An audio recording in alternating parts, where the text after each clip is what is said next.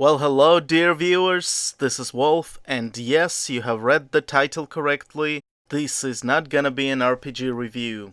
Well, quite frankly, the way things are going, I have troubling time recording RPG reviews.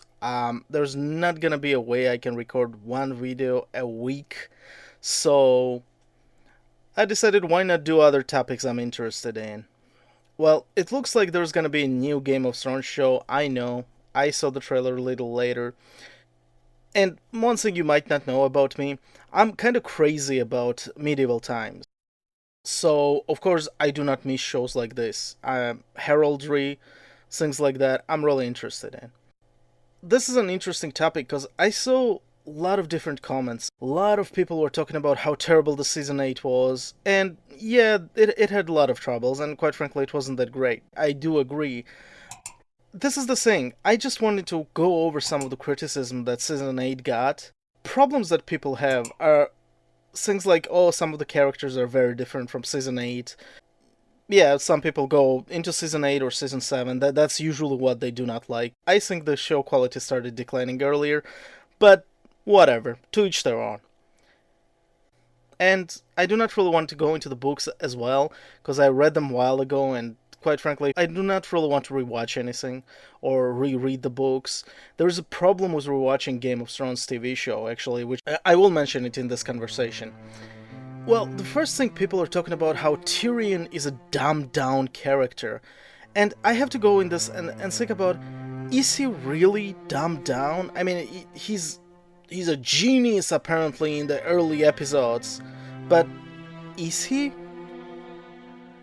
I mean, let's look at this guy. This is the guy that got opportunity to become a temporary hand of the king. And a lot of people went, oh, his political machinations were ingenious. But again, they were not. He pissed off a lot of people. So he knew that sooner or later he would lose this title of the hand of the king. And yet, he starts antagonizing pretty much everybody in the keep. And I get it, Joffrey is a terrible, psychotic person. But, I mean, if you're really smart, least thing you want to do is antagonize a psychotic person like Joffrey. Or even Littlefinger is very pissed off that Tyrion lies to him, just to find out who is a mole from Cersei. And yes, he pissed off Maester Pycelle as well. What did he really achieve?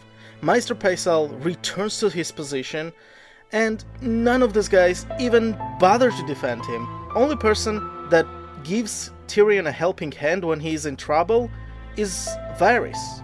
And one of the things is, he's just a decent human being, really. I mean, show makes him sound like a terrible person, but really he's one of the nicest guys in the show.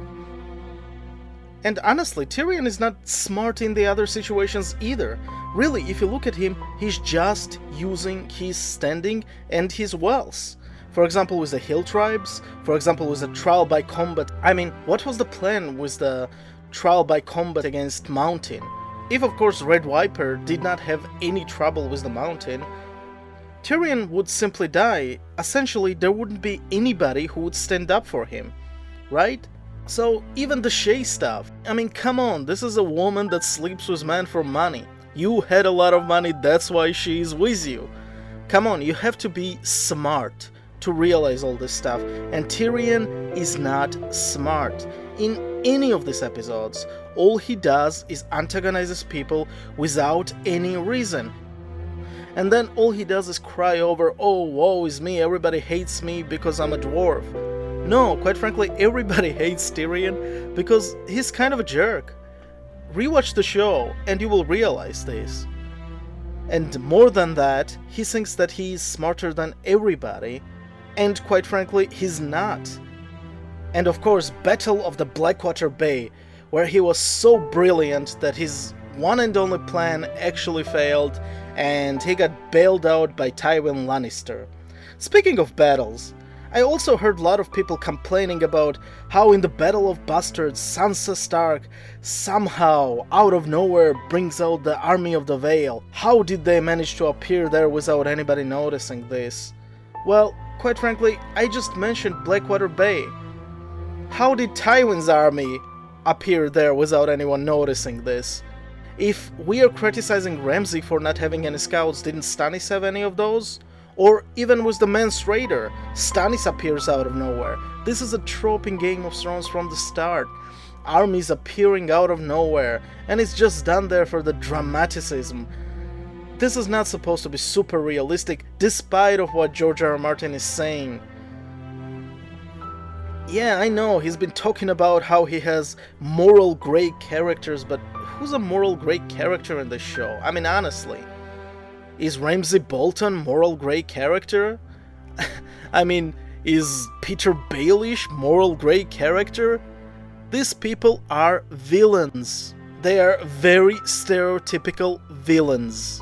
And yes, quite frankly, I do not think Jaime Lannister is that much of a moral grey character either.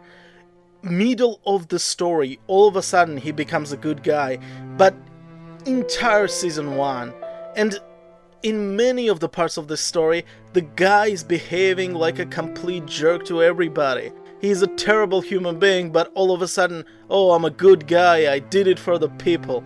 This actually was out of the character.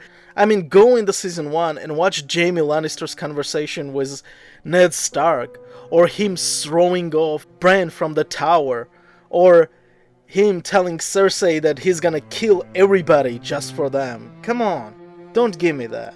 If you want character inconsistency, look at that guy and realize that that guy is inconsistent from season 1 to after him meeting with Brienne of Tarth.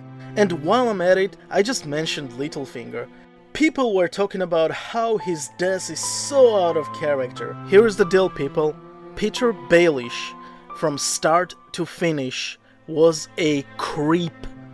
Okay, he had in his head some ridiculous idea that him and Catelyn Stark had some sort of a love story, and then this transfers into Sansa.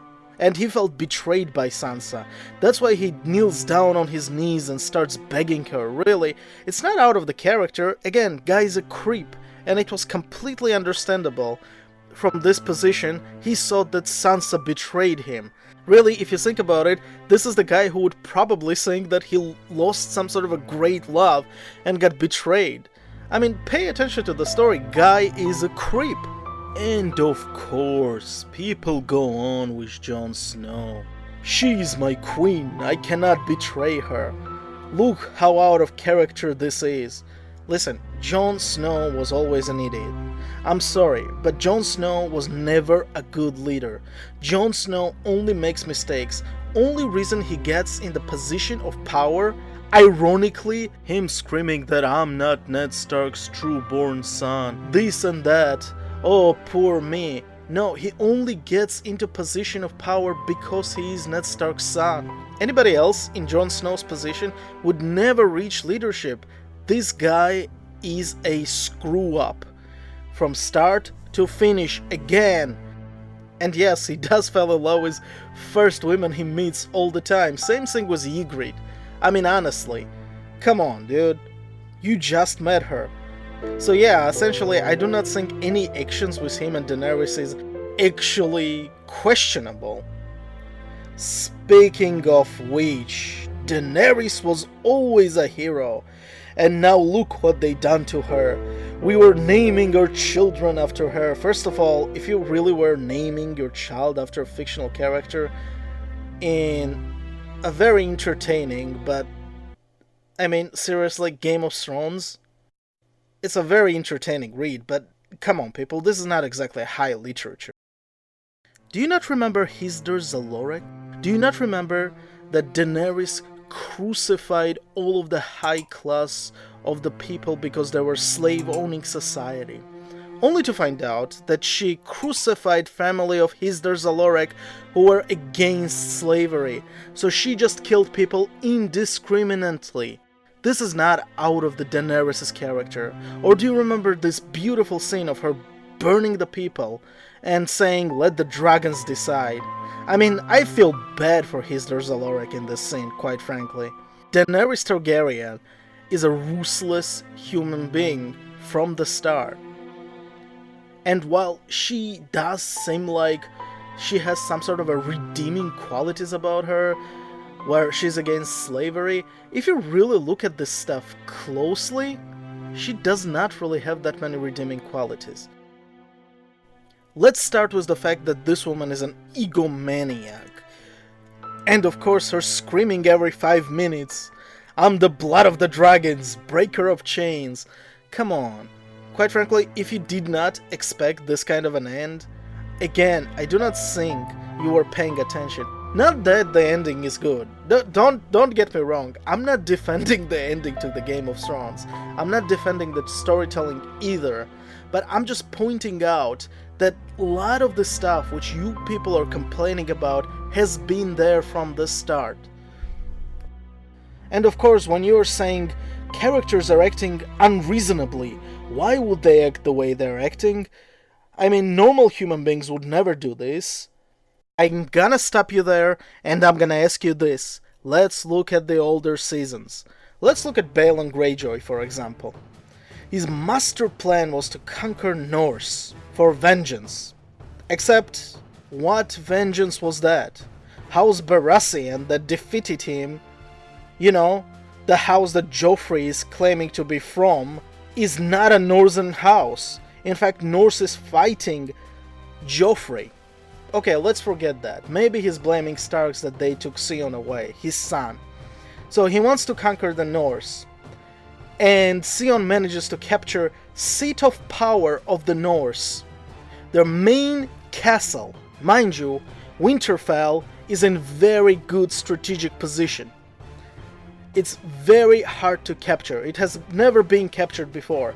And his son manages to capture with 20 men, which is, again, sounds a little ridiculous, but okay, stranger things have happened in history.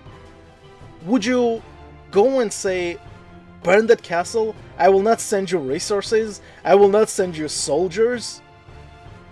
Our power is in the water. Can you imagine if Richard Lionheart actually got to Jerusalem and captured it and then went, yeah, you know what, I will never hold this. Let's just burn it. And let's not send any more soldiers here. I mean, come on, you're trying to conquer the place. You have the capital, you have the main goal, you have the seat of power. You question the legitimacy of the Stark rule via holding their main castle. I want to elaborate on this because it sounds ridiculous that all you would do is just abandon it without a fight. Yeah, this is stupid action. I do not care. Balon Greyjoy does stupid stuff, and it makes absolutely no sense. Here is the problem. What fans think that get ruined in the TV show, in reality, it was all in their heads. You see, the problem is, people make all this stuff up. This silly series that they fill their heads with, and they think the show is gonna end exactly the way they think. And you have to realize this, people. Here is the thing. A lot of the questions you have, a lot of the unanswered questions, are not part of some grand master plan. Okay? A lot of it is just bad writing. A lot of it is just plot holes that people are just trying to fill to make the show look better than it actually is. And I feel like this trope was started by Sopranos, and I am not that crazy about that show. I mean, it's an entertaining show, but what people are trying to make it out to be, it's not. Okay? It's not some sort of a high art. It's not Luis Buñuel or Hitchcock or any of those people to search for some sort of a greater meaning of this story. It is, he was like completely his massive brain trauma, and he was sent back to Russia. People were all like, well, what happened to the Russian? I mean, it could have been something else. He could have, I don't know, been kind of an American Idol. This happens because I like watching entertainment like that. I don't like to have every question answered. I like there to be possibilities for me to think. That's why it's not like some kind of snotty attitude like, oh, well, I have contempt for the audience. That's the kind of movies I like to go to see. You build this stuff up so much into your head that nothing's ever gonna live up to this. It will always fail. Quite frankly, all D&D really did was the show. They sped it up incredibly. Okay? And yes, there are some inconsistencies, but there have been inconsistencies in the older seasons as well. Rewatch the show and you will find the same stuff. gore and violence that desensitizes you so much that in the later episodes you do not even care. And of course, the shock factor, stuff coming out of nowhere. That's why I was not really surprised of the series end. Come on, I expected something like that out of nowhere, because let's redefine the tropes. Not realizing that tropes were there in the first place for a reason. And to prove my point, one character that everybody seems to like from the start to the finish is really less noticeable character. It's Theon Greyjoy. And why is that, you would say? Well, quite frankly, I think the reason is Theon's story is, well, it kind of matches the tropes. It is the character that tries to redeem himself. It is the man that regrets all of his past deeds. And unlike Tyrion or Jaime, who are all about, woe is me, I have lost so much, people do not appreciate me, I've done everything for people, Theon Greyjoy is not like that. In a lot of ways, he might even think that everything that happened to him, he deserved. And what he wants is not a pity, but a redemption. A plain and simple human redemption story. And I feel like that is why people like this story. That is why they like the character. I do not even care to rewatch the show. You know, recently I tried to rewatch it, but when you realize that all the show is shock factor after shock factor after shock factor after shock factor, when you already know what's gonna happen, it doesn't shock you. It's not that great of a story, really. All it is that you watch it once, oh my god, I did not expect that to happen, and then you're done. 4 people are sitting around a table, talking about baseball, whatever you like. 5 minutes of it, very dull. Suddenly, a bomb goes off, blows the people to smithereens. What do the audience have? 10 seconds of shock.